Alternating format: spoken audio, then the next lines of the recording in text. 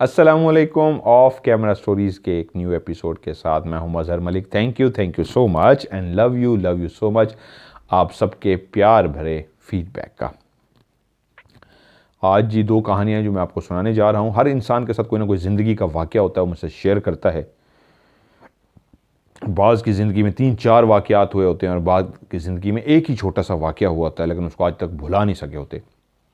तो आप हर वो वाक़या मुझसे शेयर कीजिए, चाहे वो छोटा वाक़या भी होगा तो मैं ये करूँगा उसके साथ एक और वाक़या जोड़ के जो किसी और ने स्टोरी भेजी होगी। तो आज इसी तरह 2 स्टोरीज़ को मैं इकट्ठा करके आपको सुनाने जा रहा हूँ। अलग अलग स्टोरीज़ हैं।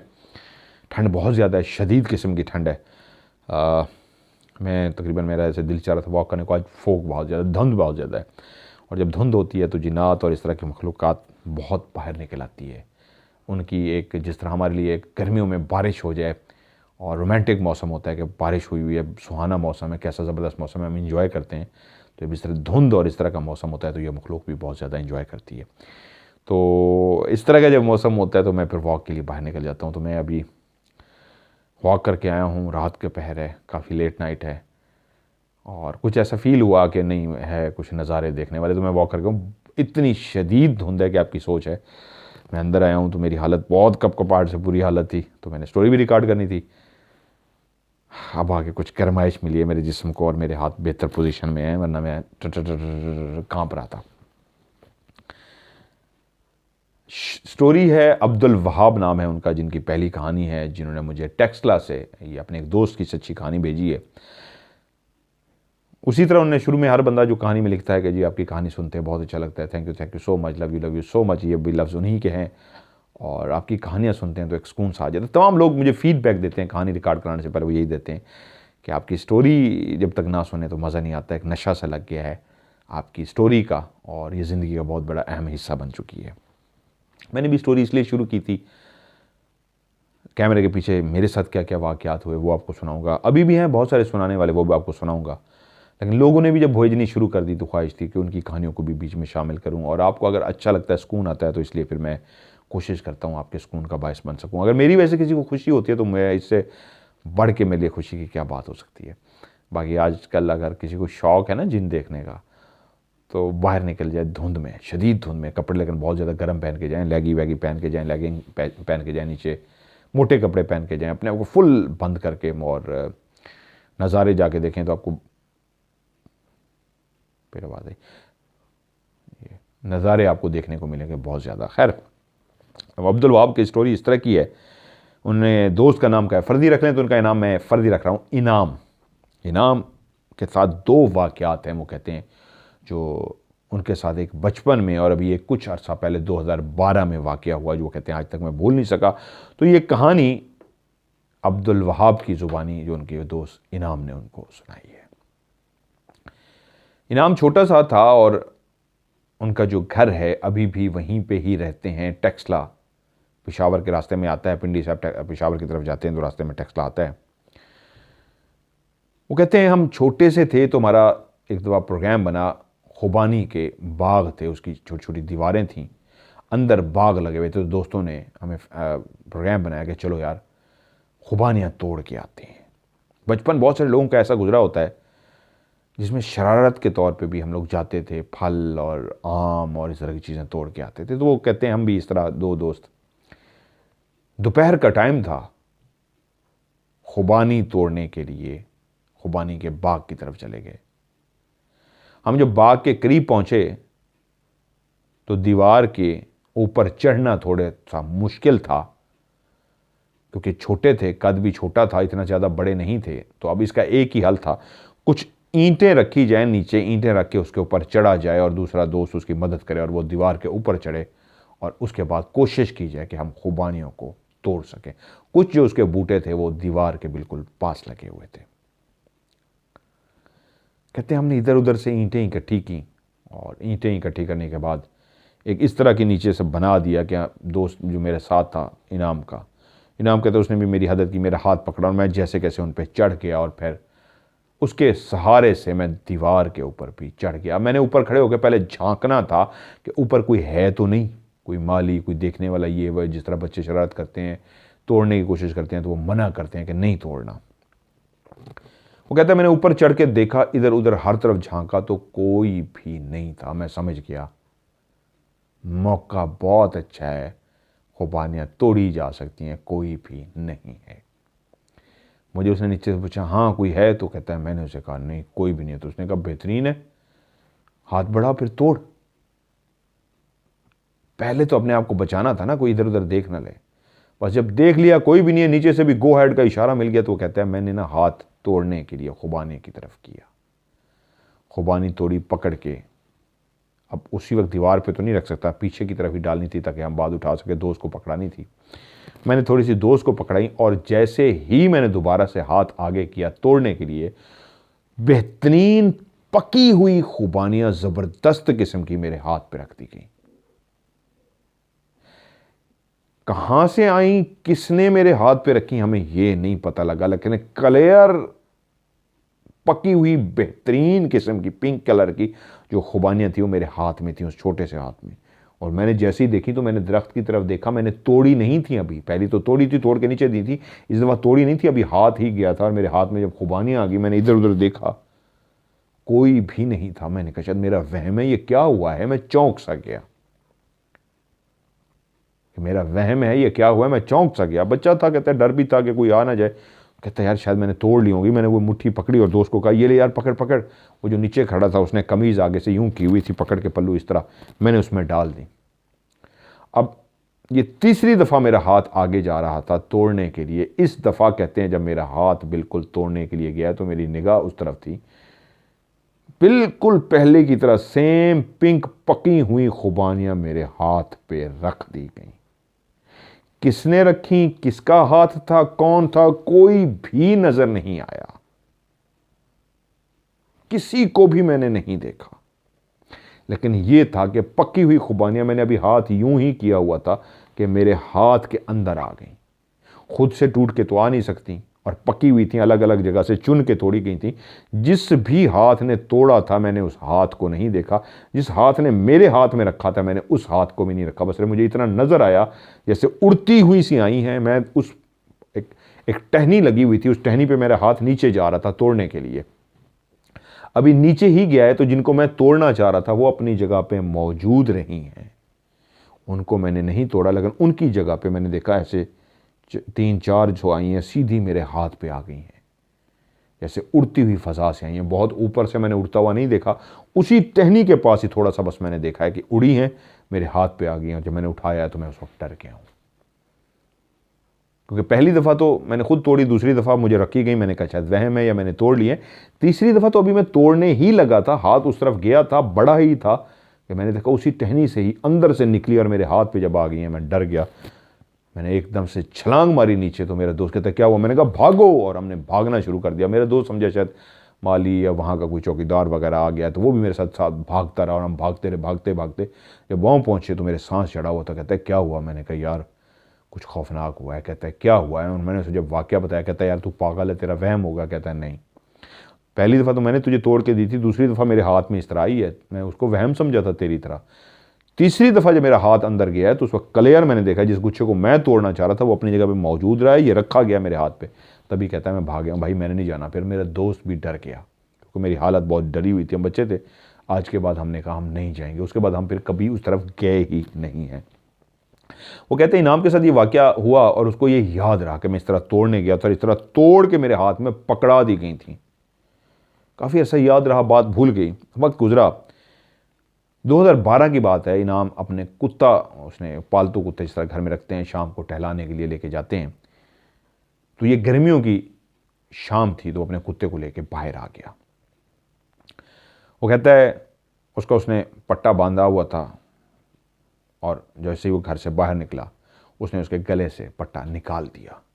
अब कुत्ता उसके साथ साथ चलना शुरू हो गया। हमारे जो घर हैं उससे आगे वीराना शुरू होता है, अभी भी बंजर ज़मीन है, वीराना है टेक्सला के करीब, उस तरफ वो कहता है, इनाम कहता है हमने जाना शुरू कर दिया। आज मेरा मूड था कि मैं वॉक करता करता काफ़ी आगे निकल जाऊंगा और ऐसा ही हुआ। मैं वॉक करते करते काफ़ी आगे निकल गया। जब मैं आगे निकल गया तो मुझे एहसास हुआ कि अंधेरा छा गया है और मुझे इतना दूर नहीं आना चाहिए था, काफ़ी ज़्यादा अंधेरा है। मैंने फैसला किया कि हमें वापस जाना चाहिए। कुत्ता मेरे साथ था, मुझे डर किसी किस्म का नहीं था, शिकारी कुत्ता तो नहीं था, लेकिन अल्सेशन कुत्ता था। उसके साथ होते हुए आपको डर नहीं होता, एक तगड़ा कुत्ता होता है, कोई इंसान आपको नुकसान नहीं पहुंचा सकता, आपको इंसान का डर नहीं होता। वीराने में ज़्यादातर जाते हुए इंसान का ही डर होता है कि कोई लूट लाट लाए, तो लेकिन वहाँ पे कोई इस तरह का डर नहीं था कुत्ते के होते हुए। कहता है जैसे ही अंधेरा स्टार्ट हुआ मैंने वापसी की राह ली।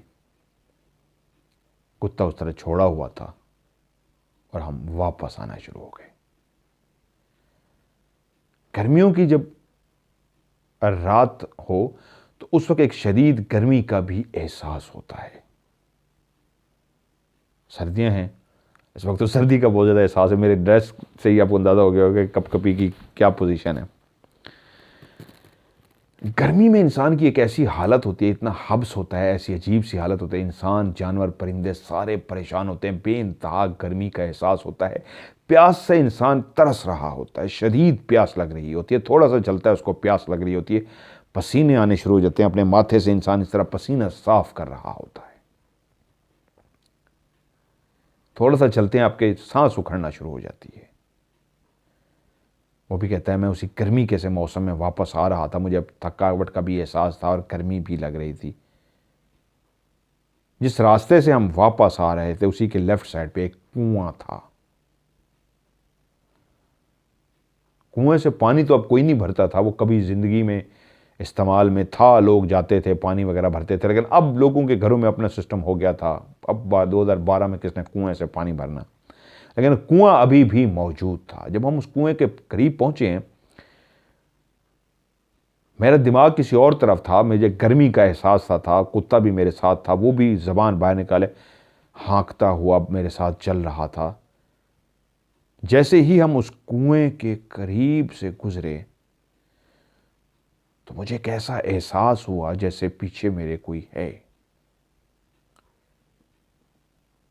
आप जब चल रहे होते हैं आपके कदमों की आवाज़ होती है, अगर कुत्ता साथ में चल रहा है उसके भी कदमों की आवाज़ है, तीसरी कोई आवाज़ नहीं होती। इनाम के कानों में एक तीसरी आवाज़ भी है। वो चौंका, उसके ख्यालात टूटे, वो जिस ख्यालों में था, वॉक कर रहे हैं, अकेले आप फिर रहे हैं, कहीं ना कहीं सोच चली जाती है, वो भी किसी सोच में था, लेकिन पीछे कोई आ रहा है, कोई पैदल ही था जिसकी वजह से उसके ख्यालात टूटे। उसने पीछे मुड़ के देखा, पीछे कोई भी नहीं था। उसने अपने आप से कहा मैं ख्यालों में था और मैंने किसी के पीछे चलने की आवाज़ सुनी इसलिए मैं चौंका हूं, लेकिन पीछे तो कोई नहीं है। वो रुक गया था उस जगह पे, रुक के उसने पीछे देखा था और देखा जब पीछे कोई नहीं है तो वो फिर से चलना शुरू हो गया। लेकिन एक बात उसके दिमाग में चल रही थी कि मेरे वहम था या मेरे वाकई पीछे कोई चलता हुआ आया था। थोड़ा सा ही आगे गया तो उसको फिर एहसास हुआ अभी भी पीछे कोई चल रहा है। इस दफा उसने जल्दी से मुड़ के देखा, जैसे उसको एहसास हुआ कौन है जिसके पीछे चलने की आवाज आ रही है। उसने जैसे ही मुड़ के देखा तो कहता है कोई भी नहीं था। दूसरी दफा भी जब मैंने देखा कि यार मुझे चलने की आवाज आई है, कोई भी नहीं है, तो मैं अभी फिर चल पड़ा। चंद कदम ही तय किए थे कि इस दफा मेरा दिमाग, मेरे कान बिल्कुल पीछे की तरफ थे कि यार 2 दफा हुआ है, मुझे एहसास हुआ है पीछे कोई चलता हुआ आ रहा है, लेकिन मैं जैसे मुड़ के देखता हूं पीछे है कोई नहीं। ये क्या माजरा है।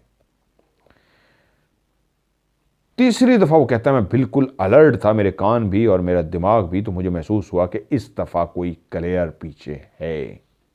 अभी मैंने मुड़ के नहीं देखा था, लेकिन जो भी था उसका चलना, पांव का घसीटना इस अंदाज में था कि मैं अब चल रहा हूं, मुड़ के देख नहीं रहा, आगे की तरफ बढ़ रहा हूं। मेरा ध्यान ज्यादातर पीछे की तरफ है, आंखें आगे रास्ते को देख रही हैं कहीं ठोकर खा के गिर ना जाऊं, लेकिन ध्यान सारा पीछे की तरफ है कि इस वक्त तीसरी दफा जिसको मैं महसूस कर रहा हूं उसका जो चलना है वो क्लियर है, उसका पांव घसीट घसीट के चलना है, जिसकी वजह से क्लियर आवाज आ रही है। उसी लम्हे वो कहता है मैंने जैसे ही मुड़ा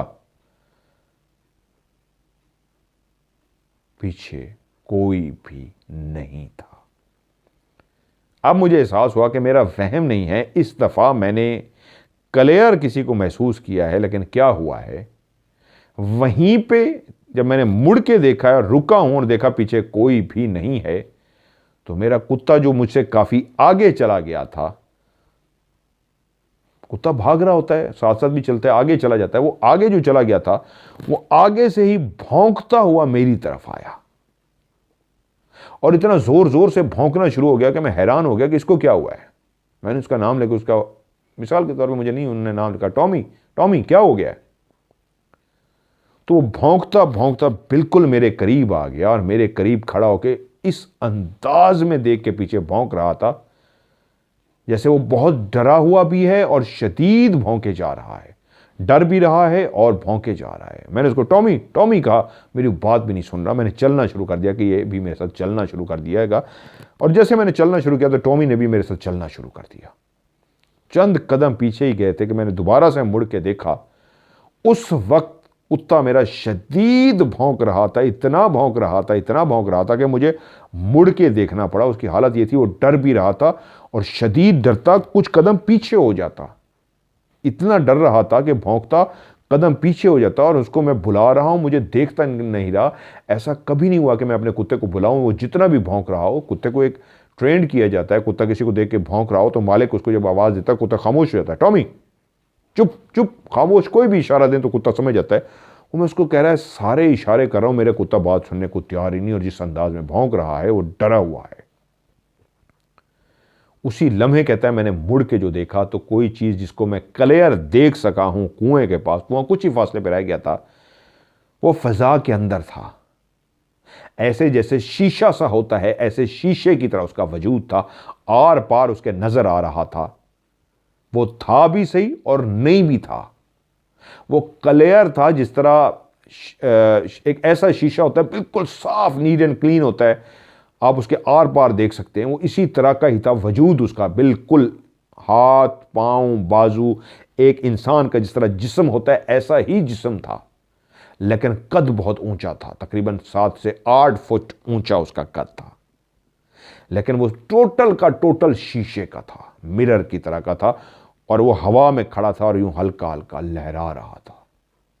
आर पार उसके नजर आ रहा था, वो खड़ा भी था और वो नहीं भी था, क्योंकि वो इतना क्रिस्टल था, इतना शीशे की तरह था कि उसका खड़ा होना, उसका लहराना कि ये इसके बाजू हैं, ये इसका, सब नजर आ रहा था क्लियर। और उसके आर पार पीछे रास्ता भी नजर आ रहा था, झाड़ियां भी नजर आ रही थी, उसके जिस्म के अंदर से नजर आ रही थी, क्योंकि वो था ही इस तरह ट्रांसपेरेंट शीशे की तरह। और कुत्ता उसी को देख के भौंके जा रहा था। और जब मैंने उसको पीछे देखा तो मैंने देखा वो हमारी तरफ आ रहा है। जैसे ही मेरी उसकी तरफ निगाह पड़ी, वो ट्रांसपेरेंट, वो बिल्कुल शीशे की तरह का, जो 8 फुट ऊंचा था, उसका जो चेहरा था वो गोल सा था, उसके अंदर नाक मुंह कान नहीं था, वो भी शीशे की तरह का था, बाल नहीं थे, गोल सा सर था, बिल्कुल शीशे की तरह का, बाजू भी हाथ भी। अब बाजू किस तरह के थे, ऐसे बाजू थे लेकिन शीशे के थे, पता लगता था ये शीशे के बाजू हैं।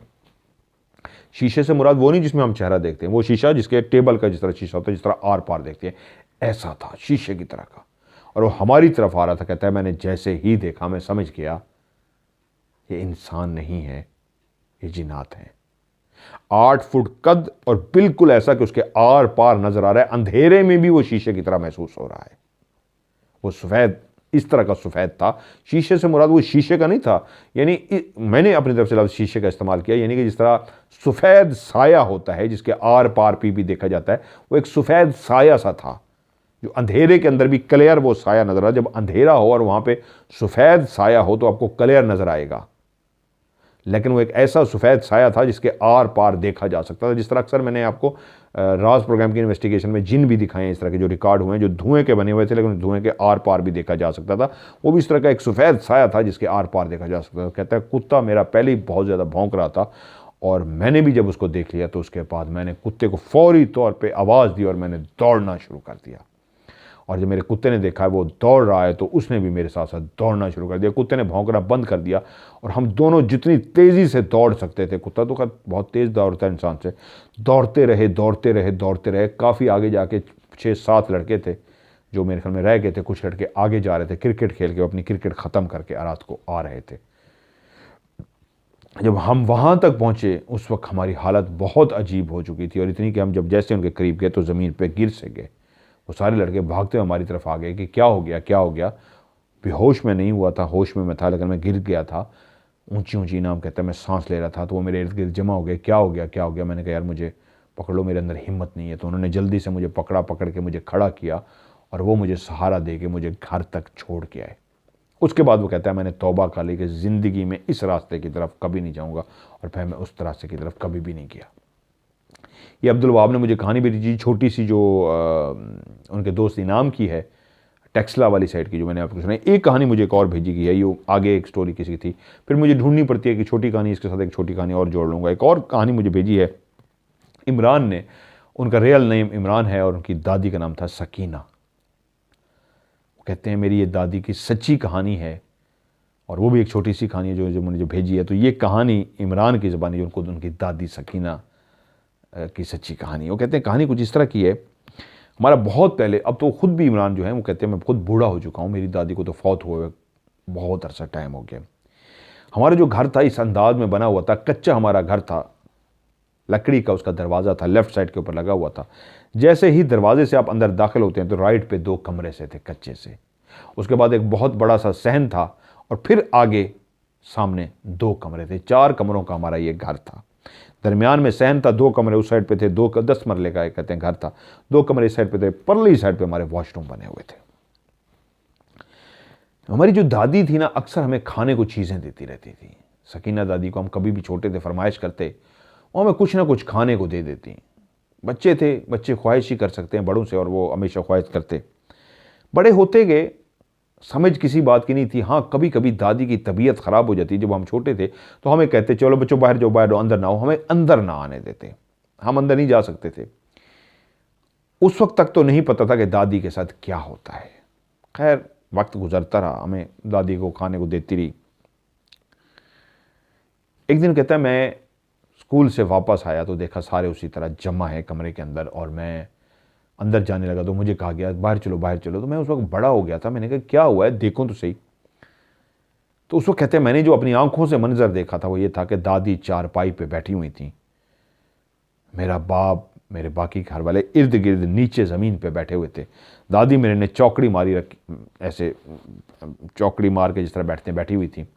आंखें उनकी एक जगह पे साकित थी, और मेरी दादी जब बोल रही थी तो उनके अंदर से एक मर्द की आवाज़ आ रही थी। कहता मैं खिड़की से झांक के पहली दफ़ा जो मैंने देखा था, दादी के अंदर से एक मर्द की आवाज़ आ रही है और बोल रही है। मेरा बाप कुछ कह रहा था और दादी उसका जवाब बैठी दे रही थी। मैं उस वक्त हैरान हो गया कि मेरी दादी के अंदर से ये मर्द की आवाज़ क्यों आ रही है। मेरी दादी तो बड़ी एक औरत की तरह की बारीक सी आवाज़ में बोलती हैं, ये क्या माजरा है। मुझे उस वक्त भी समझ नहीं आया वो, लेकिन पहला मंजर था जो मैंने दादी का देखा। और बड़ा हो गया तो घर वालों से भी पता लगा और मुझे भी एहसास हुआ, दादी छोटी सी थी तब से एक जिन उनके साथ अटैच हो गया है, और वो जिन दादी के साथ रहता भी है, और दादी के शौहर भी फौत हो चुके थे, दादा यानी हमारे फौत हो चुके थे। वो जिन उनके साथ रहा, उसने दादी को कभी नुकसान नहीं पहुंचाया। जब कभी वो आता था तो बहुत सारी बातें जब उनसे पूछते थे तो वो सारी बातें बताता था। जो भी दादी से बातें की जाती वो उनसे पूछता था। मैं जवान हो चुका था, मेरे अंदर ख्वाहिश हुई कि मैं भी दादी से कोई बात पूछूं, तो मेरी माँ ने मुझे मना कर दिया कि नहीं, तुमने उनसे कोई भी बात नहीं पूछी, कोई बात या कोई सवाल होगा तुम अपने बाप को बता देना, तुम्हारा बाप पूछेगा। एक दिन हमारे घर में कोई मेहमान आए थे, उनके घर में कोई चीज़ चोरी हो गई थी। उन्होंने आके रिक्वेस्ट की कि हमारे मेहमान आए हुए हैं, बड़ी दूर से आए हैं। ये मुजफ्फरगढ़ की कहानी है, सॉरी मैं शहर आपका बताना भूल गया इमरान भाई, मुजफ्फरगढ़ की ये कहानी है। कराची से हमारे मेहमान आए हुए थे, तो उन्होंने कहा जी मेहमान आए हुए हैं, उनकी चीज़ चोरी हो गई है, तो उनसे रिक्वेस्ट करें, पता करके बताएं उनसे किसने चोरी की है। कहते हैं दादी की तरफ पहुंच गए, दादी नॉर्मल से उनसे पूछा, उन्होंने कहा जी अभी तो वो नहीं आए, अगर वो आते हैं मैं उनको बुलाती हूँ तो मैं उनसे पता करती हूँ। इमरान कहते हैं मुझे उस वक्त भी नहीं पता था कि वो कैसे बुलाती हैं, क्या करती हैं, कि 2 दिन बाद पता लगा उनके अंदर हाज़िरी हो गई है। हाज़िरी का तरीका ये होता था, दादी बैठी होती थी तो एकदम से उनका जिस्म झटके मारना शुरू कर देता था, और झटके मारते मारते मारते एकदम से वो अलर्ट हो जाती थी, ऐसे एक्टिव होकर बैठ जाती थी, और घर वाले समझ जाते थे कि इनके अंदर हाज़िरी हो गई है। जैसे ही उनके अंदर हाज़िरी हो गई तो सारे घर वाले जमा हो गए, और उनको कहा, उनको नाम, उन्होंने कहा आप उनका नाम बताइएगा जो वो नाम लेते थे। कहीं बुज़ुर्ग अब भी उन्होंने कहा हों वहाँ पे हमारे घर में या कहीं पे अब तो हाज़िरी नहीं होती, दादी भी नहीं हमारी ज़िंदा, लेकिन शायद वो बुज़ुर्ग ना हो इसलिए नाम ना लीजिएगा, अपना फ़र्ज़ी नाम लिख लीजिएगा, मैं बुज़ुर्ग ही कह देता हूँ। उन्हें कहा बुज़ुर्गों, वो मेहमान आए हैं, उनका कुछ सामान था तो वो चोरी हो गया है, घर वाले बहुत परेशान हैं। आपको पता है कि मेहमान खुदा की रहमत होता है, उसके साथ कोई मसला हो जाए तो दिल पे बहुत बोझ सा बन जाता है, तो मेहरबानी फरमाइए ज़रा गाइड कीजिए सामान कौन लेके गया है। दादी कुछ देर खामोश बैठी रहीं और उसके बाद कहा, जाओ उनसे कहो मेरे लिए जलेबियाँ लेके आए। आवाज़ बिल्कुल मर्दाना आवाज़ थी और इमरान कहता है ये पहली दफ़ा था कि मुझे घर वालों ने रोका नहीं था। मैं भी दादी की उस चारपाई पे वो बैठी हुई थी, इर्द गिर्द नीचे सारे बैठे हुए थे, मैं भी नीचे बैठा हुआ था। कहा जाओ मेरे लिए, हमारे लफ्ज़ वो यूज़ करते थे, हमारे लिए, मेरे लिए नहीं, हमारे लिए जलेबियाँ लेके आओ। बड़ी अच्छी खुशबू आ रही है भाई, अल्लाह खैर, क्या बात है भी, जो भी फिर रहा है अल्लाह का नेक ही है। वो कहते हैं जी जलेबियाँ लेके आओ। मेरे वाले साहब गए, उनको कहा जल्दी से भागो जलेबियाँ लेके आओ। वो तेज़ी से गए और जब तक घर वाले उनके साथ लगे रहे, गरम गरम जलेबियाँ आ गई, दादी को दी। एक बड़ा पैकेट था जलेबियाँ का जो हमारी दादी खा ही नहीं सकती थी, काफ़ी ज़्यादा और भर के लाई गई थी, ढेरों जलेबियाँ थी। कहता है मैंने उस दिन पहली दफ़ा देखा था, मुझे यकीन आया था कि वाकई उनके अंदर कोई जिन है। उन्होंने जलेबी उठाती थी, खाती गई, उठाती खाती गई। इंसान और स्पेशली एक बूढ़ा बंदा इतनी जलेबियाँ नहीं खा सकता। वो कहते हैं मेरी दादी सारी जलेबियाँ खा गई और जलेबियाँ ख़त्म हो गई तो कहा और लेके आओ। वो भाग के गए और जलेबियाँ लेके आ गए और पहले जितनी लेके आए थे उससे भी ज़्यादा लेके आ गए।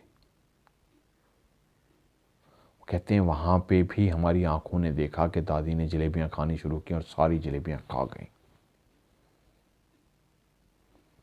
जब वो सारी जलेबियाँ खा गई तो हर तरफ खामोशी छा गई। दादी क्या कहती हैं, बैठी रहीं और उसके बाद दादी के अंदर से बकायदा आवाज़ आई, हम कल आएंगे इसी टाइम पे और जो आपने हमसे कहा है हम आपको कल बता देंगे, अभी हम चलते हैं। ये कहा और वो तो चले गए। किस तरह गए किसी को नहीं पता लगा, लेकिन दादी चारपाई पे आराम से लेटी और सो गई। सब यही समझ गए कि वो चले गए हैं। अब मसला ये था जिस काम के लिए उनको कहा गया था वो ये कह के गए थे हम कल आएंगे और कल बताएंगे, तो इसलिए बहस हो नहीं सकती थी। सारे आहिस्ता आहिस्ता उठ गए। तो जो घर के लोग थे वो इस इंतज़ार में कि दादी अब उठें तो उनको फिर ज़रा पूछें कुछ खाना पीना, ये वो जिस तरह केयर करते हैं, केयर करने के लिए रुके। इमरान कहता है मैंने पहली दफ़ा ज़िंदगी में देखा, मासूमियत का दौर था कि अच्छा ये हाज़िरी थी और ये था। वो जो अंदर से बोलता था वो बहुत भारी भरकम था। खैर रात गुजर गई, वो गए। अगली उसी दिन टाइमिंग में सारे घर वाले इंतज़ार में थे। कोई चक्कर लगा रहा था, मेरे वाले साहब, मेरी वालदा, इधर उधर सारे घूम फिर रहे थे कि वो हाज़िरी हो तो उनसे पूछ सकें, क्योंकि मेहमान जो थे वो परेशान थे, उनका सामान बहुत कीमती था, ज्वेलरी का कुछ चीज़ें थी जो गुम हुई थी। जैसे ही एक टाइम हुआ सब इंतज़ार में हो गए थे, अभी हाज़िरी होती, अभी हाज़िरी हुई। दादी बैठी हुई थी। अब दादी को कोई ये नहीं कह सकता था दादी हाज़िरी कब होगी, बस ये था कि खुद ही हाज़िरी हो जाएगी, कोई फरमाइश नहीं कर सकता था। जो टाइम दिया गया था वो टाइम आहिस्ता आहिस्ता गुजर रहा था, दादी के अंदर हाज़िरी नहीं हो रही थी। अब सब एक दूसरे की तरफ देख रहे थे लेकिन कह नहीं सकते एक दूसरे को, क्योंकि खुद ब खुद हाज़िरी होनी थी। उसके लिए ये नहीं होता कि दादी को कहते दादी हाज़िरी करवा लो। आज ज़िंदगी में दूसरा दफ़ा था कि मुझे भी बैठने दिया गया था। एक कल जो गुजरा था दिन, उसमें मैं बैठा था। आज मैं बगौर देखना चाह रहा था ये क्या होता है, ये कैसे होता है। मेरे अंदर भी एक जुस्तजू थी।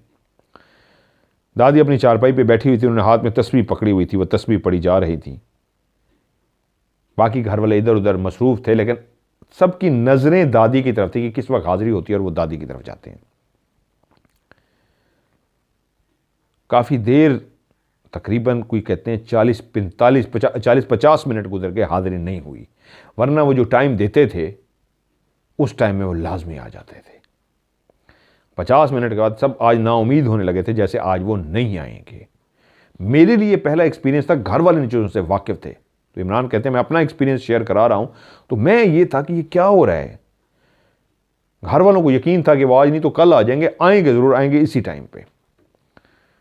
तकरीबन 40-50 मिनट गुजरे होंगे कि दादी के जिस्म ने झटके मारने शुरू कर दिया। आज मैं पहली दफ़ा गौर से दादी को देख रहा था। दादी का जिस्म झटके मारता रहा। मैंने देखा दादी के हाथ पाँव भी मुड़ने शुरू हो गए हैं। ना सिर्फ जिस्म झटके मारता था, आज मुझे एहसास हुआ उनके हाथ पाँव भी मुड़ जाते हैं। और हाथ पाँव मुड़ते मुड़ते मुड़ते वो झटके मारते मारते एक जगह पर रुक जाती हैं। और जब रुक जाती हैं तो उनकी आंखें ऊपर की तरफ चली जाती हैं। ये सफ़ेद ही आंखें सफ़ेद नज़र आती हैं। और जब उनकी आंखें इसी तरह रहीं तो वो कुछ देर खामोश बैठी रहीं। और उसके बाद उनके अंदर से जो आवाज़ आई वो बहुत भारी भरकम थी। और उस भारी भरकम आवाज़ में कहा गया, अस्सलाम वालेकुम। सब वो जो इर्द गिर्द बैठ चुके थे, जैसे ही दादी के जिस्म ने झटके मारने शुरू किए, सारे इर्द गिर्द बैठ के कहते, इमरान कहते मैं भी बैठ गया। और जब दादी ने उस भारी भरकम आवाज़ में कहा अस्सलाम वालेकुम, वो दादी निकाल ही नहीं सकती थी, वो दादी की आवाज़ ही नहीं थी, वो भारी भरकम किसी मर्द की आवाज़ थी। तो सब ने आहिस्ता आहिस्ता आवाज़ में कहा वालेकुम अस्सलाम। तो मेरे वालिद साहब ने कहा जी वो कल आपसे हजूर गुजारिश की थी, वो मेहमान आए हुए हैं और उनके, तो उन्होंने कहा हम माजरत ख़्वाह हैं, आज हम देर से पहुँचे हैं, जो हमने टाइम दिया था उससे हम लेट हो गए हैं, किसी काम के सिलसिले में हम गए हुए थे, आप लोगों का काम हो गया हुआ है। सब चुप, दादी अब चुप कर गई।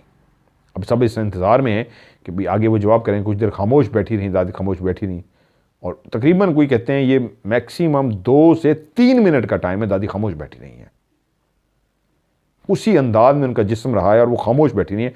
आगे से बोला कोई नहीं, क्योंकि सबको पता था कि खुद ही बोलेंगी। अब कैसा मंजर होगा, उनके अंदर हाजिरी हुई हुई है और वो जो अंदर बोल रहा है वो चुप ऐसा हुआ है, 2 से 3 मिनट की खामोशी छा गई है। और जब 3 मिनट की खामोशी के बाद फिर से बोला, उनसे कहिए हमने उनका काम कर दिया है। मेहमानों से कहिए ऊपर छत पे चले जाएं, छत के अंदर वो जो स्टोर सा बना हुआ है, स्टोर की जो फलां जगह है, उस जगह के अंदर हमने उनका सामान रख दिया है। घर का ही फर्द था जिसने उठा के, घर के अंदर एक फ़र्द आया था जो छुपा के रख गया था कि मैं बाद में उठा के ले जाऊंगा। और हम आपको इशारा भी दे देते हैं, वो फ़र्द उसको उठाने आएगा। तो उनको कहिए ये बात सबको ना बताएं, किसी एक बंदे के ज़िम्मे लगा दें, और वो शख्स जैसे ही उस तरफ जाए तो समझ जाएं यही चोर है। लेकिन इस बात का शोर ना मचाएं, उसको सारी ज़िंदगी के लिए ला ताल्लुक़ कर दें, उसको अपने घर में ना आने दें। ये आगे भी आपका घर में दरार डाल सकता है। बाकी उस जगह पे सामान हमने रख दिया, जाके ले लें। कुछ देर और वो दादी खामोश बैठी रही। उसके बाद कहा अब हमें एक काम है, आज हम पहले भी लेट आए हैं, किसी काम की वजह से गए हुए थे, आज हम इजाज़त चाहते हैं, अस्सलाम वालेकुम। सब ने कहा वालेकुम सलाम। दादी बैठी नहीं, दादी गिरी और बेहोश हो गई। वाले साहब उठे, मैं भी उनके पीछे पीछे गया। वो गए, उनको बुलाया और उनको कहा फलां जो मर्द है उसको भेजते हैं। साइड पे उसको ले गए और उसको कहा, मैं उस वक्त साइड पे कर दिया गया, मैं पास नहीं खड़े हो सकता। बाद में वाले साहब से भी बातें बच्चे जिस तरह पूछते हैं, वो कहते हैं मैंने पूछी। उनको वाले साहब ने कहा आपका घर के अंदर कोई फ़लाँ फ़लाँ कमरा है? उन्होंने कहा जी ऊपर स्टोर है। उन्होंने कहा स्टोर में फ़लाँ फ़लाँ कोई सामान पड़ा हुआ है, ट्रंक वगैरह रखे हुए हैं? उन्होंने कहा जी हाँ, बहुत पुराने, कभी खोले नहीं, ट्रंक रखे हुए हैं। उन्होंने कहा जी आपका सामान उस ट्रंक में रख दिया गया है। उन्होंने अगला सवाल पूछा चोर कौन है जी? उन्होंने कहा चोर के बारे में उन्होंने कहा है वो आएगा आपके घर के अंदर जो कमरा बना हुआ है, कमरे के बिल्कुल दरवाजे के साथ जो एक मशीन टाइप रखी हुई है, उसके पीछे उसने छुपाए थे। वहाँ से आप लोग सोच भी नहीं सकते जिस जगह पे उसने रखा था। वो एक यूं नीचे जगह बनी हुई थी, उसके आगे ईंटें पड़ी हुई थी, वो छुपा दिया था उसने। उसने कहा वो आपका करीबी है, उस जगह पे निगाह रखिएगा, किसी खातून के ज़िम्मे लगा दें। बुजुर्ग कह गए सबको ना बताएं, जो भी उस ईंट को जाके उठाए उसके नीचे हाथ हमारे, उसको पकड़ लीजिएगा, उससे कता ताल्लुक़ कर दें, उससे ताल्लुक़ ख़त्म कर दें और उसको कभी घर में दोबारा ना आने दीजिएगा, वो आपके लिए बहुत नुकसानदेह है।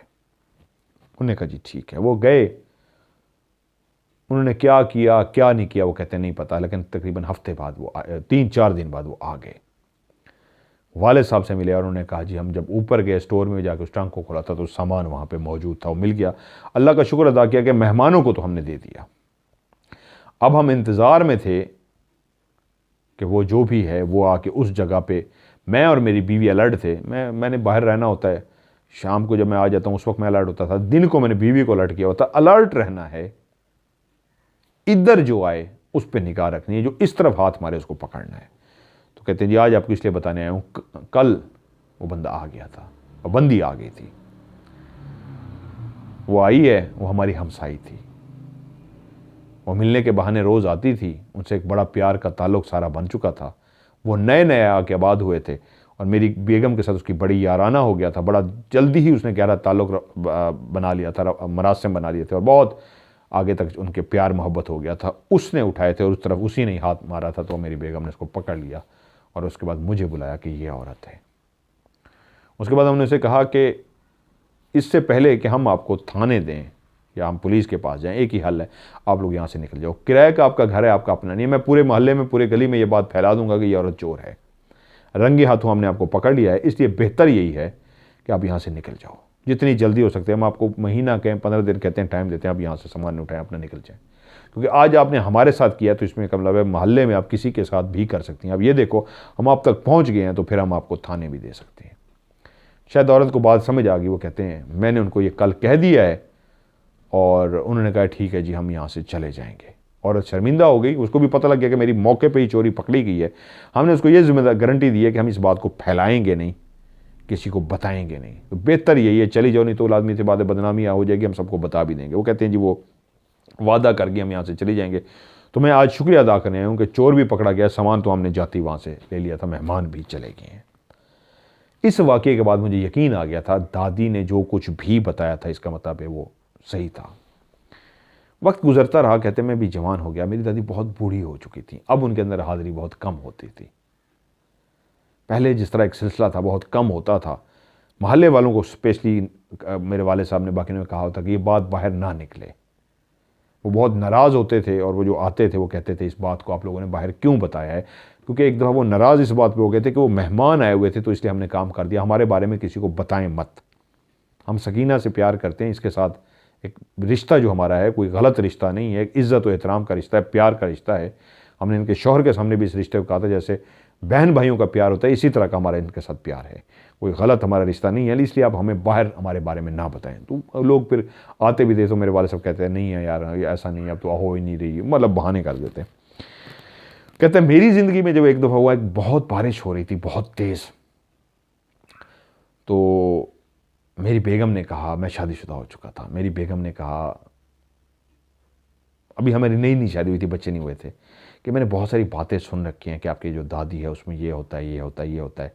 यार कभी मैंने तो नहीं देखा, जब से मैं आई हूँ, अभी उसको आए हुए 5-6 महीने हुए थे, मैंने तो नहीं देखा उनके अंदर हाजिरी होती है या क्या होता है, क्या ये बातें सच हैं? मैंने उसे कहा हाँ ये सच है, मैंने भी अपनी आंखों से देखा हुआ मंजर, ये सच है, लेकिन अब बहुत अरसा हो गया वो हाजिरी नहीं होती, वो नहीं आते। जो उनके एक भाई बने हुए हैं हजूर, जो हम उनको कहते हैं, बुज़ुर्ग से हैं। तो उस रात बहुत तेज़ बारिश हो रही थी, मेरी बेगम का बहुत दिल कर रहा था आज काश समोसे पकोड़े ले आएँ और जलेबियाँ ले आएँ खाते हैं। मेरा भी बहुत दिल चाहा कि मैं समोसे पकोड़े और जलेबियाँ लेके आऊँ और मैं खाऊँ। तो मैंने कहा बेगम से अच्छा मैं लेके आता हूँ। मैं कमरे से निकला हूँ, जिस तरह मैंने घर का कहते हैं आपको हुलिया बताया है कि दरवाजे से, मेन दरवाजे से दाखिल हूँ तो राइट साइड पे ही कोने पे यानी दरवाज़ा था, साथ साथ दीवार जा रही थी। जैसे दरवाजे से दाखिल हूँ गली टाइप से बनी हुई थी, दरवाज़ा था मेन दरवाज़ा छोटा सा लकड़ी का, आगे गली टाइप सी थी, राइट साइड पे 2 कमरे थे कच्चे, परली साइड पे बाथरूम था, आगे सहन था, सामने 2 कमरे थे। मेरा बिल्कुल सामने वाला कमरा था। मैं निकला हूँ, अपना दरवाज़ा खोला, गली में दाखिल, दरवाज़ा खोला, बाहर देखा तो बहुत तेज़ बारिश हो रही है और कीचड़ ही कीचड़ हो चुका है। मेरा बहुत दिल था, बेगम का भी दिल था, और मैं जैसे ही दरवाज़ा खोल के चलने लगा हूँ तो एकदम से स्लिप हुआ हूँ, कीचड़ की वजह से दड़ज करके ज़मीन पे गिरा हूँ, मेरे सारे कपड़े भर गए हैं और मैं भीग गया हूँ। मैंने कहा यार ये बुरा लगता है, कपड़े भीगे, इसी तरह जाऊँगा तमाशा बन जाएगा। मैं वापस मुड़ आया हूँ, जैसे ही अंदर गया हूँ तो मेरी बीवी कहती है ये क्या हो गया आपको? मैंने कहा यार गिर गया हूँ, स्लिप हो गया हूँ। तो कहती है रुके आप कपड़े चेंज करिए, तो बुरी हालत है आपकी। तो मेरी दादी की आवाज़ आई, क्या हुआ? बहुत ज़ईफ़ थी। कहती क्या हो गया है, क्या शोर है? और मैंने कहा दादी कुछ नहीं मैं गिर गया हूँ। कहती क्यों गिर गए हो? तो मैंने कहा दादी मैं इस तरह लेने के लिए जा रहा था, समोसे पकौड़े और जलेबियों को मेरा दिल कर रहा था, तो मैं अभी निकला ही हूँ तो गिर गया हूँ दादी, बहुत तेज़ बारिश हो रही है। कहती अच्छा रुक मैं तुझे खिलाती हूँ जलेबियाँ। कहता मैं हैरान हो गया, दादी क्या कह रही है, खिलाती हूँ जलेबियाँ, पैसे देगी मुझे, ये क्या कहती है? मैं वो कहता हूँ वहाँ पे खड़ा हो गया, मेरी बेगम भी साथ खड़ी थी क्योंकि मैं उस वक्त भीगा था और उसी वक्त सारा मंजर हुआ था। तो कहती हैं वो दरवाज़ा उनका जो बंद था उसी तरह वो अंदर गई हैं। तकरीबन कहती हैं 3-4 मिनट लगे हैं, 5 मिनट लगे हैं, ऐसे अंदाज़ा है 4-5 मिनट का टाइम लगा है। आई हैं, मुझे कहती हैं जा अंदर जा, ले आ। और कहता है मैं जब अंदर गया हूँ तो टेबल पे एक ट्रे जो रखी हुई थी, क्योंकि एक जस्त की पुराने दौर के जो बर्तन होते थे वो एक ट्रे टाइप थी, उस ट्रे के ऊपर गरम गरम समोसे, गरम गरम पकोड़े और जलेबियां उसके अंदर रखी हुई थी। मुझे कहती हैं जा ले जा और फिर खाली बर्तन यहाँ वापस रख जा और कोई सवाल जवाब न कर जा। कहता है मैंने उठाया, मेरी बीवी की आंखें फटी की फटी रह गई, मेरी बीवी की आंखें यूँ खुल गई और वो एकदम से वो हो गई कि ये क्या मंजर है। कहता है मैं उठा के गया और जब मैं गया तो बीवी को दिखाया, उसने देख लिया, उसके सामने लेके कहती है कहाँ से आए हैं। कहता है उन दादी ने कहा सवाल जवाब नहीं करना, ये जहाँ से भी आए हैं फरमाइश पूरी हो गई है। तो कहती है मेरी बीवी डरते डरते खाए ना कहें ये तो जिन दे गया है, ये क्या हुआ है। कहता है मैंने कहा मुझे नहीं पता यार, डरना क्या। मैंने समोसा उठाया और जैसे खा, जैसे वो बाज़ार का समोसा है बिल्कुल वैसा समोसा था, उसमें कोई जायका तब्दील नहीं था, वही बाज़ार वाला जायका था। मैंने खाया, पकोड़ा खाया, जलेबी खाई। मुझे देख के मेरी बीवी का भी डर खौफ हुआ, उसने भी समोसा खाया, पकोड़ा खाया, जलेबी खाई। हम खाना शुरू हो गए। जब हमने खा लिया, पूरे नहीं खा सके, काफ़ी ज़्यादा समोसे थे और जलेबियाँ थी, तो मेरी बीवी कहती है मुझे लगता है तुम्हारी दादी ने मंगवा के रखे हुए थे, ये तो बाज़ार वाला जायका है। मैं तो डर गई थी, मैं तो समझी थी पता नहीं जिनात ने ला के दिए होंगे, तो जिनात के कोई होंगे, इसलिए मैं डर के खा नहीं रही थी। हैं गरम गरम ताज़े मंगवाए हैं उन्होंने, तुम्हारे बाप से कह के मंगवाए होंगे या किससे मंगवाए हैं, लेकिन ये कोई जिन शिन ने नहीं दिए, ये दादी ने मंगवाए हुए हैं बाज़ार से। बाज़ार के क्लियर पता लग रहा है, वहाँ के ये जायका है पता भी लग रहा है। अभी हम कुछ खा चुके थे, कुछ रखे हुए थे। मैंने कहा अच्छा चल तू एक काम करना, जो बाकी बच गए हैं वो उठा ले, मैं ट्रे दे आऊँ। हम बैठे खा रहे हैं, ट्रे हमारी साइड पे रखा हुआ है, हम खा रहे हैं और बातें कर रहे हैं। प्लेट के अंदर हमने रखे हुए हैं और हम खा रहे हैं उसको। और जब खा चुके हैं तो मैं कह रहा हूँ दादी ने कहा था बर्तन वापस रख लें, चल ट्रे उधर उठा ले और जो बाकी बच गए हैं वो रख ले, ट्रे में वापस आ रहा हूँ। मेरी बेगम जूँ ही मुड़ी है ट्रे उठाने के लिए, ट्रे में कोई समोसा पकोड़ा जलेबी नहीं थी। कमरे में हम सिर्फ 2 जी थे, हम सारे खा ही नहीं सकते थे, हमने सारे खा ही नहीं थे। जैसे देखा तो चौंक ये कहती है तो कुछ भी नहीं है। तो मैंने एकदम उसको कहा कि अल्लाह की बंदी ये तेरी वजह से हुआ है, तू कह रही थी ना यूं है यहाँ है, 100 बातें बना रही थी, दादी ने मंगवा लिए होंगे, उन पर शक कर रही थी। एक तो उन्होंने हमें गरम गरम खिलाए और उसके बाद तू इस तरह की बातें कर रही है, वो भी दादी के ऊपर इस तरह कर रही है। चल अब तेरी किस्मत ही इतनी थी, मैंने ट्रे उठाई है और उसके बाद मैं गया हूँ, मैंने जाके कहा दादी ये लो ट्रे वापस रख दी। कहती हाँ हाँ टेबल पर रख जा, बस छोड़ दे, उठा लेंगे वो। ये कहा और मैं आ गया। वो दिन के बाद मेरी बीवी को ऐसा यकीन आया कि नहीं वो मैंने गलत कहा, वो जहाँ से भी आए थे इनका बाप या किसी ने नहीं ला के दिए थे, दादी ने वहाँ से मंगवाए थे, तभी उन्होंने दिखाने के लिए बाकी गायब कर दिए थे। लेकिन जायका ऐसे ही था कि वहीं मार्केट से जैसे लिए गए हैं, लेकिन इतनी जल्दी कोई ला नहीं सकता था। कहते वो आखिरी वाक़या था जो मेरी बीवी ने भी देखा और मैंने भी देखा और हमारे सामने होता। उसके कुछ अर्से बाद हमारी दादी अल्लाह को प्यारी हो गई थी, ज़्यादा टाइम अपनी इबादत में गुजारती थी, वो अपनी इबादत में लगी रहती थी। अब हमने उसके बाद उसके अंदर हाज़िरी भी नहीं देखी थी। ये आखिरी वाक़या था जो हमारी ज़िंदगी में होता है। ऐसे बहुत सारे वाक़यात हैं, वो कहते हैं हमारी दादी के, आप कहेंगे तो मैं आपको एक और स्टोरी पूरी बना के भेज दूँगा। मेरी जो ज़िंदगी के अहम तरीन वाक़यात हैं जो मैंने पहली दफ़ा देखा, मैं इसलिए इसको भूल नहीं सका, किसी गेस्ट की चीज़ें चोरी हुई थी और दूसरा जब मुझे दादी ने समोसे पकौड़े जलेबियाँ खिलाई थी, ये मेरे साथ हुआ था। और तो बहुत सारे वाक़यात हुए थे घर वालों के साथ भी, जब हाज़िरी होती थी औरों की भी। अगर आप कहेंगे मैं आपको और भी इसकी कहानी भेजूंगा, बिल्कुल जी आप भेजिए, और भी कहानी भेजिए। अपनी छोटी भेजिए, मैंने अपनी छोटी सुना दी, और भेजिए, इंशाल्लाह मैं आपकी और की कहानी को भी प्रोग्राम में लाजमी शामिल कर दूंगा। बाकी लोग भी अपनी कहानियाँ भेजिए जी इसी नंबर पर। व्हाट्सअप का जो मेरा नंबर है +92 313 6655500। मैं रिपीट करता हूँ +92 313 6655500। इस पर कहानी लिख के भी भेज सकते हैं और वॉइस मैसेज भी भेज सकते हैं। लेकिन आखिरी लफ्ज़ आपने जो भेजना है वो लिखना है स्टोरी, STORY, आखिरी लफ्ज़ लाजमी स्टोरी होना चाहिए, तो इंशाल्लाह आपकी कहानी प्रोग्राम में शामिल हो जाएगी। आज की ऑफ कैमरा स्टोरी से मज़हर बले को दीजिए इजाज़त। अपना दिल से ख्याल रखिएगा। खुदा हाफिज़।